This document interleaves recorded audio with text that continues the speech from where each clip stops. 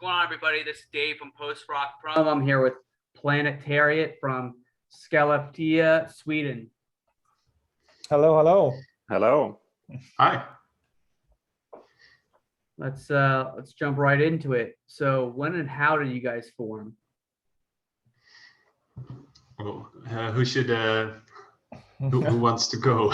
I think you guys. You are mostly responsible, Pontus. Okay, so we started. I think we started like. Do we have our 10-year anniversary coming up? Yeah. I think we might around. have.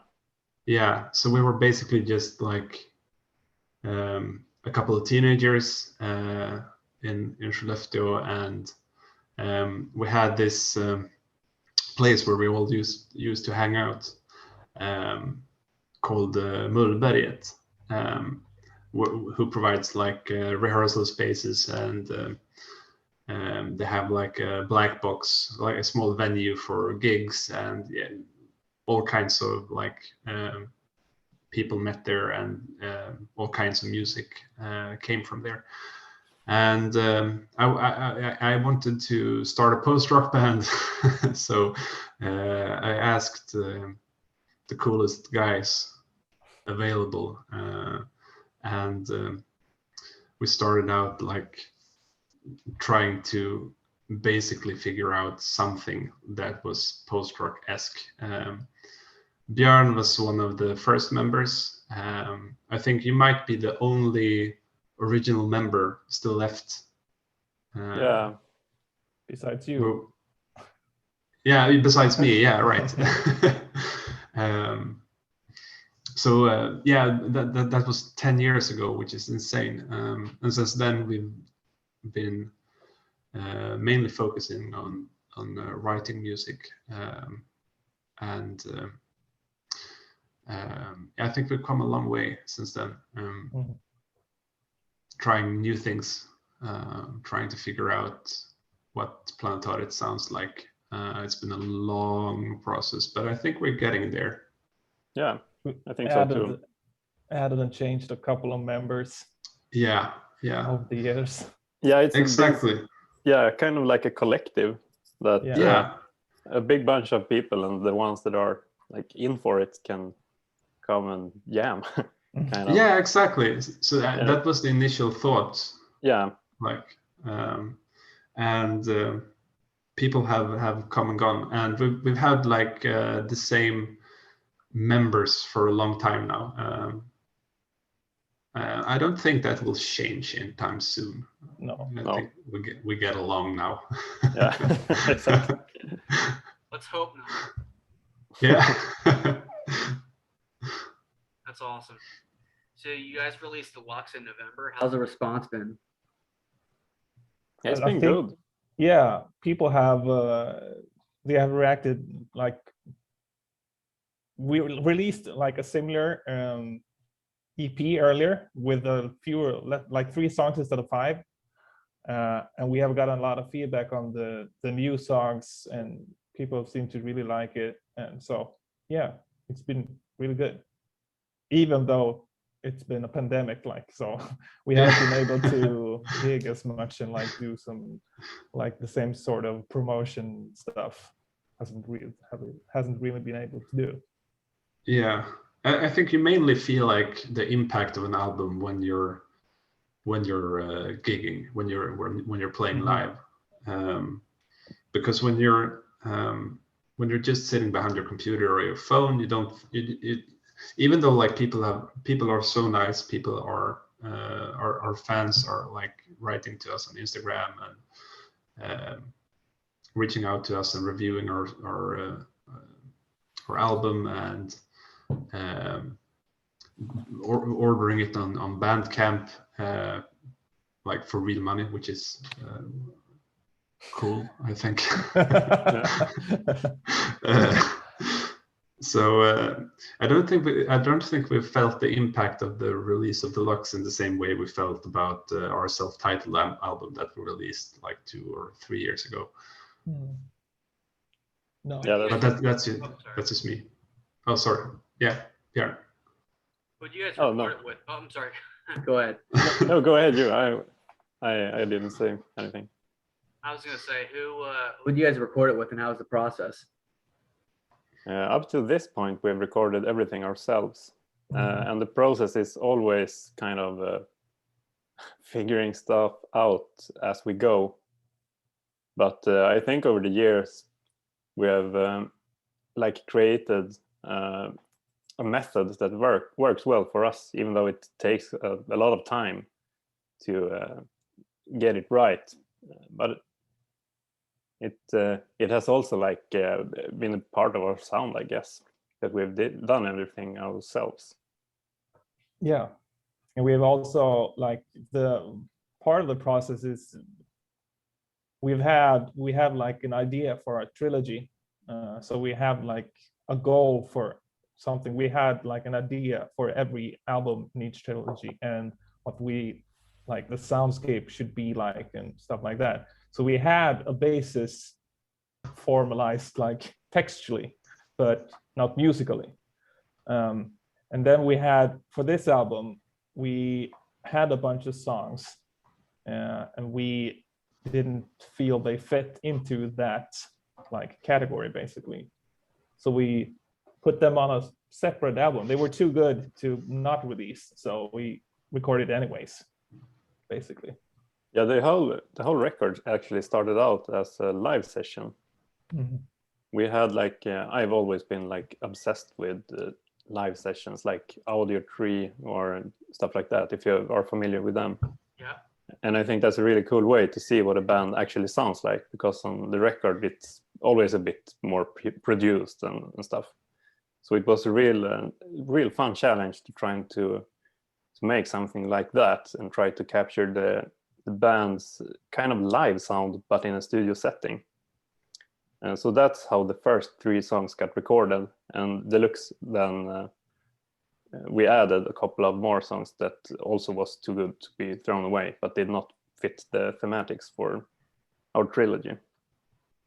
So that's kind of how the songs came together for Deluxe. Yeah, and the 3 first songs were recorded at Mulberget, where we started out, and we also recorded Rymden, our first album. And the 4th song, Saturnus, was recorded in a like it's more of a live space than a studio here in Umeå, where we 3 currently live. But it's a really great sounding room. You get a very like spacious sound, which fitted very well with the song, I think. And the 5th song was mainly recorded in my old apartment, like completely digitally. We recorded the drums at Mulberget. But me and Björn have both been mixing and recording and Yeah, you did mastering. the big job of post-producing, basically. The Yeah. others have to touch that. Yeah, we got to be happy just saying, yeah, can you fix that? Yeah, we've gotten Painstaking tired process. of we both me and Björn have gotten tired of post-production, so we will be working with someone else this time around for the next album. Shaking things up a bit. Yeah. Yeah. Yeah. So you guys are from Skelleftea. How's the scene there? Do you have a favorite local band, a favorite venue? That's It's not a good question. Yeah, it's not really a big town, so there's not like a lot of venues. There are this place Mulberg, so it's sort of like a youth culture thing place. I don't know, it's not like organization wise, but they had like a lot of really interesting bands and really good musicians who explore like very, like I would say like very their own space basically. So it's there's a lot of cool bands from there, but sadly there's not a lot of venues basically. it was only like Mullberget, I think, and Yeah. but people improvised. There were some like gigs at like smaller places that weren't usually meant for music. People came up with places to play, and then there was, of course, Trästockfestivalen, which was a big festival, a free festival that was arranged by the same organization that provided us with the rehearsal spaces, Mullberget. So, and I think they've been very important for like a lot of musicians from Skelleftea, perhaps like the most important place for Skelleftea. Those kinds of like ideal organizations are super important to small communities. They do a lot of great work, and you can see that like in most small towns around Sweden, there's usually an equivalent to Mullberget, like Tusen Toner in Kiruna, for instance. Like Kiruna is small, it's really small, but they have a great music scene because of a small ideal organization. That's awesome. So who are your biggest influences? Yeah, that's a tough question. I don't think that we can agree on something. But yeah, I think that's an interesting point to make, that we have a lot of different influences. When we meet, we can always show each other new music because we rarely listen to the same stuff at home. Or am I wrong?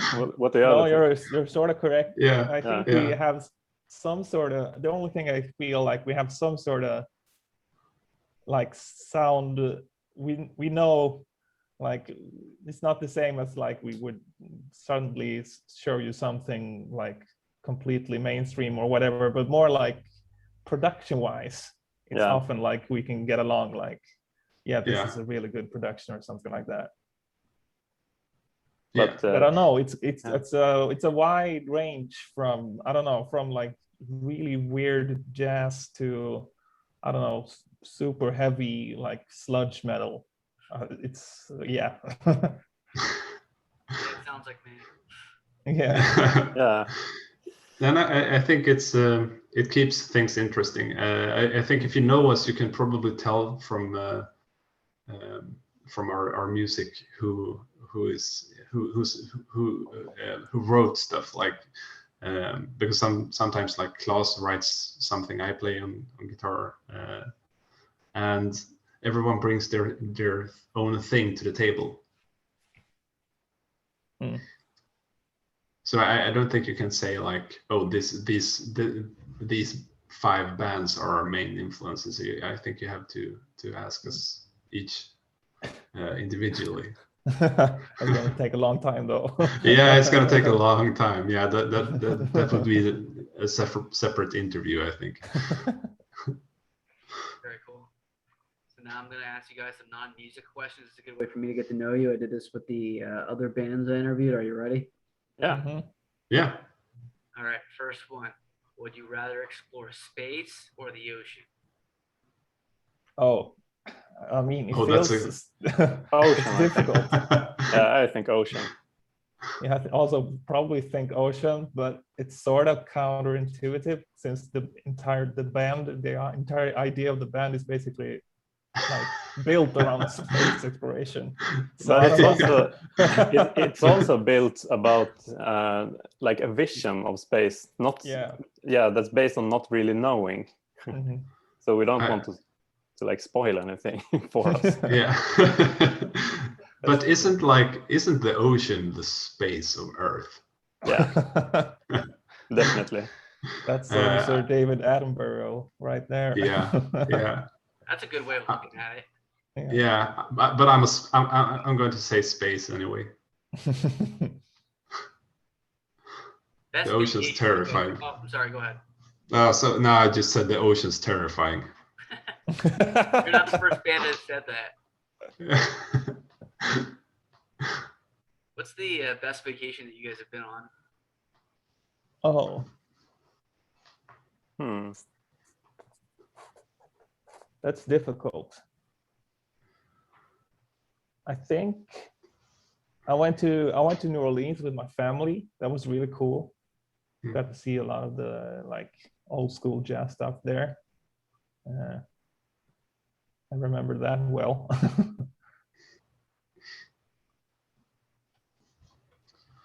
Yeah, it was like, I think it was like, I don't know, not long, but like maybe 5-6 months after Hurricane Katrina hit. So it was like, yeah, it was really interesting to see like the devastation of like the force of nature, because we don't have anything like that at all here.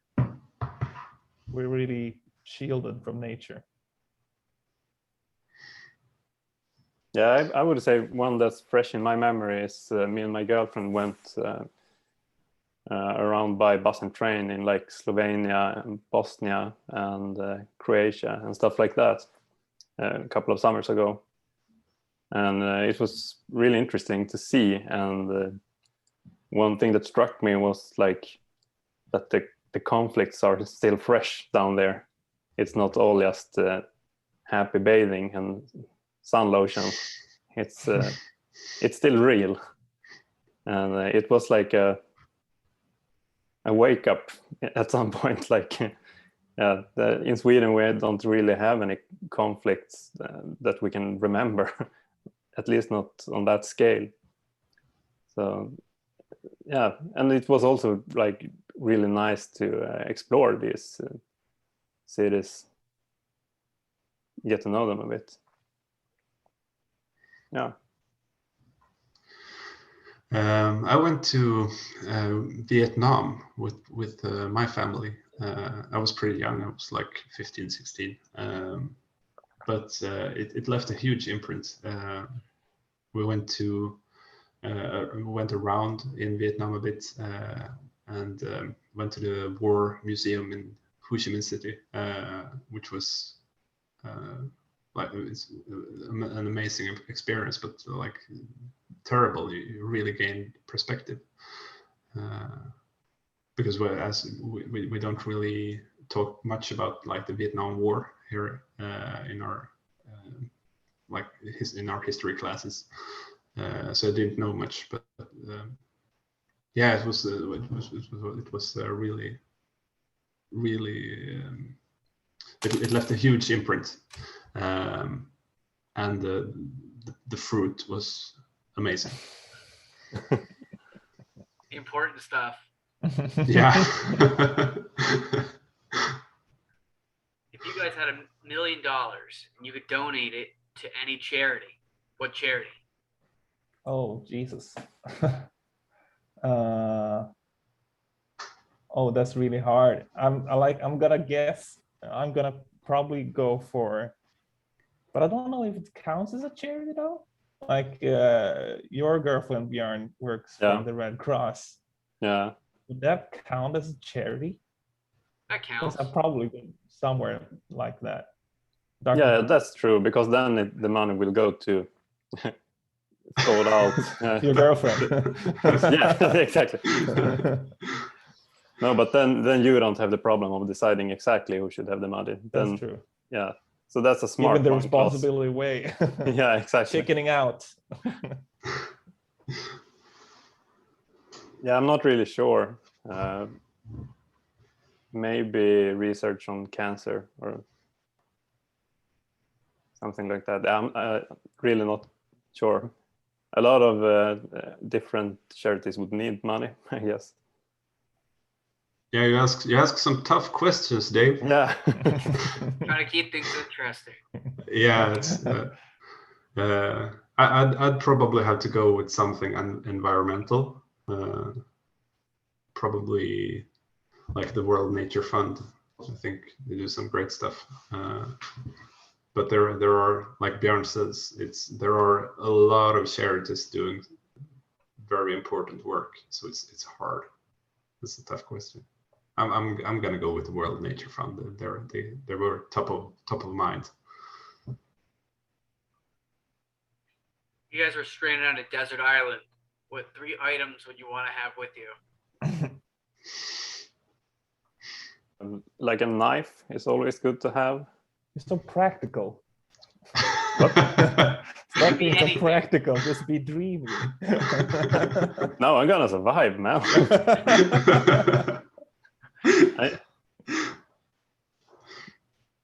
It's always nice to be able to do some fishing. It's a bit comforting. Apart from that, I'm not really sure. Sunglasses, maybe. Something like that. Yeah, It's very good. Yeah. I know one thing. I would bring a guitar. That I know of. It will go out of tune in the sun. Yeah, okay. So I have to bring something that like the strings can't break and stuff like that. No. I will probably do something like you bring an axe or something like that, but that feels sort of boring. Yeah. Just bring survival stuff. Yeah, a guitar, an axe. Isn't that the same thing? Depends if you're Gene Simmons or not. But I'm gonna go with feels like, yeah, like because I have an axe, I think I would bring like salt, like a lot of salt.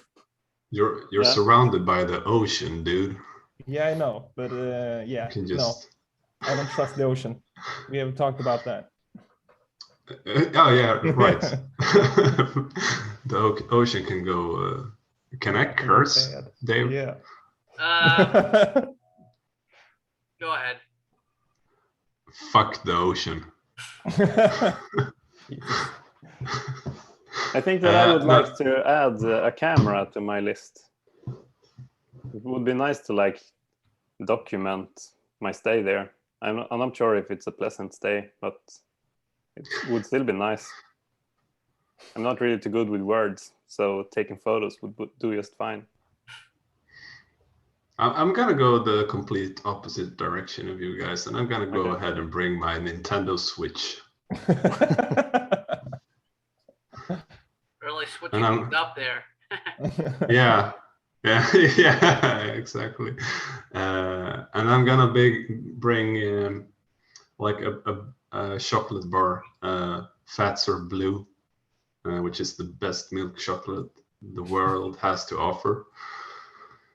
And you're going out with a bang. Yeah. And I'm gonna bring my Wi-Fi. So I can download new games to my Nintendo Switch. Not your waifu? Nah, she gets to stay at home. I wouldn't want to bring that kind of suffering on her. Yeah. Poor wife. I like her too much. Feel bad for her. All right, last question. What are some places there that visitors should check out? In Sweden? Where you guys are at? Oh. I mean, I've talked about this with friends overall. There's nothing I've felt, at least so far, that like nature-wise that beats Midsummer's Eve night up here so far north.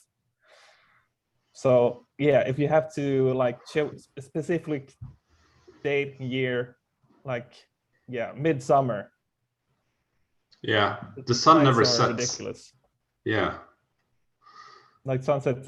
We're not like at the polar circle, so we don't have like sun. What's it called? It's called midnight sun. We don't. We have like sun at midnight, but we don't have sun like over for the 2 horizon. weeks straight, basically. Yeah.